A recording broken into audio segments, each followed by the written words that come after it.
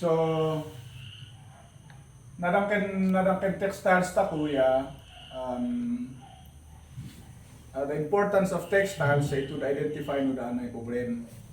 So, in the bigger the bigger picture yeah, you would know if somebody is from Mindanao, from Visayas, from Luzon, na textiles dahil. At hindi na try ang boto kadanta ko di Ifugao, te may di oha ang pare-parehas.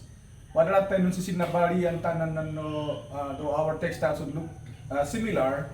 Wala na tayo ng distinctions ang pa. Namahan di siyempre di amo dia. Wala na no ay torgen di tiangan ya torgen di tiangan ya abu. Ay torgen di asipuro ya torgen di asipuro ya abu. Ayo etc. etc. So you can easily identify, you can easily know if somebody is from Mayuyao, somebody is from Hungduan, somebody is from Tino, depende na yo maninan insud da. So depende na torgeda, depende na uroda, depende yo wano usarda.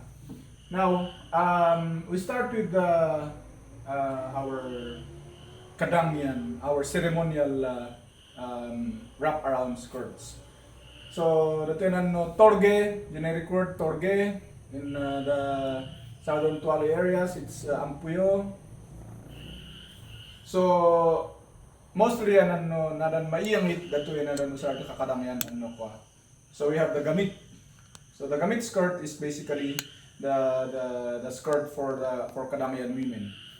So we have different variations of the gamit, especially in the Tuali areas or the Hapuan Ifugao areas. So we have gamit of Asipuru, we have gamit of Kiangan, we have gamit of Ragawi, particularly Bunne. Wala rin na may gamit diyo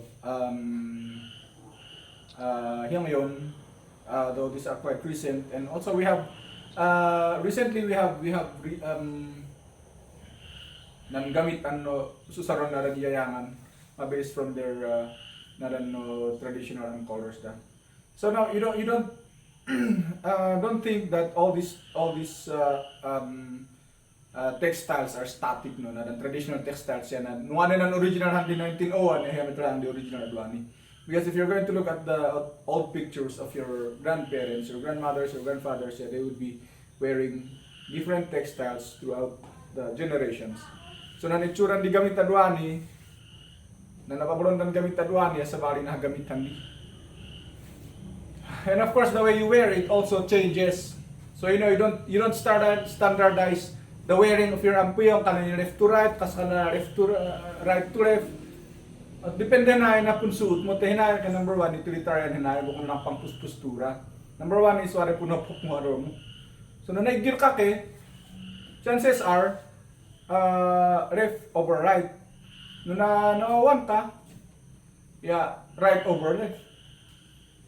So may di imbagan di amo ng kananday, ay dakat mo ng puyo kaya mahapulaan left over right. Hindi din imbagan di da kayo kapapyon. So anyway, going back to the gamit. The gamit is like it's the textile with the most designs. Now earlier we were talking about symbolisms in the kwaya. Ay pinaka-ornate among the different skirts of the Ifugaos yan ano tudan gamit.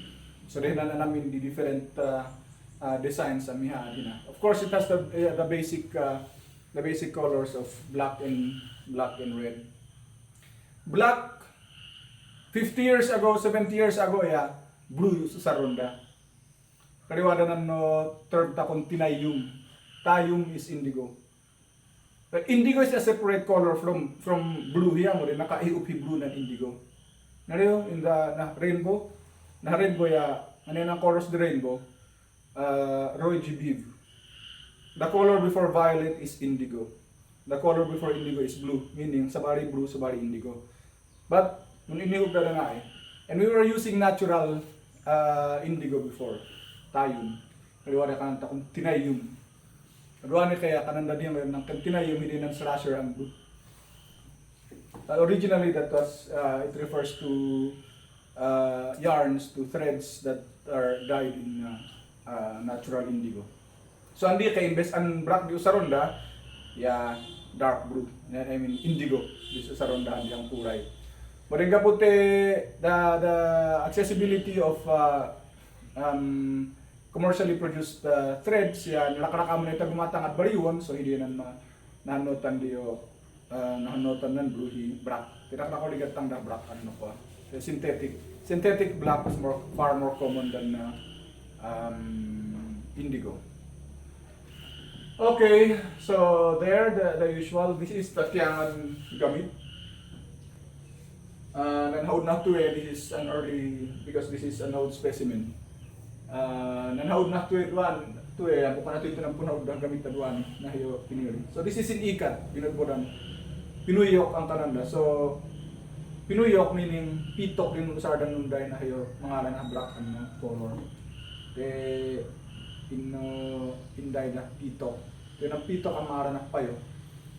Not just any pitok, kaya wala na rin makangitit ang pitok na payo, hindi rin sa rondang punday. And in combination with other barks and leaves of trees. Hawiri ng kayo ni sa rondang ng bukina. May kamura na pitok, ay may boyer doon na. Hindi punday na nahiyo. Of course, we have the gamit of Yangyon, we have the gamit of that's also Kyangan, wala na Nasipuru. So the gamits are basically ceremonial skirts. Usaron na tuweten umuyaoy da, meaning amo na imuyaoy ang usara kinae. So usaron da nung wala umuyaoy yan no iba daw ino duman tatago, lahat tumeda to dan dati mo imuyaoy ang makarim kadang yan datway usaron da. You don't wear this every day. You don't wear this in the rice field. Adwani, gabuti wala mo na dan no festive basta ko, yeah, everybody is wearing the gamit. Hindi kaya di naman namaagon yung sa di gamit. The same thing with the binayaong. Now the binayaong blanket, the binayaong skirt from the word bayaong is, it looks like the bayaong or derived from the bayaong because these are actually two panels of the bayaong stitched together to come up with a skirt. Kaya kananday binayaong. So these are also noble skirts. Karamihan skirts worn by in Kyangan in the riverside areas, Mungayang, Bukyawan, towards Simeon and towards Banawi.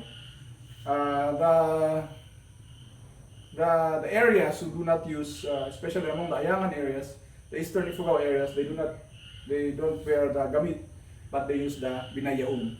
In Banawi and Hapaw, you have the pinagawaan, and yes, it looks like the skirts being worn by the Bontoks. Because of their close proximity, this is a shared heritage. So it's also ceremonial to them. So it's not just the Bontoks wearing this, no. The Ifugaos also wear this, but it's exclusive to these days. It's exclusive to Banawi Centro, and Hapaw in Hungduan.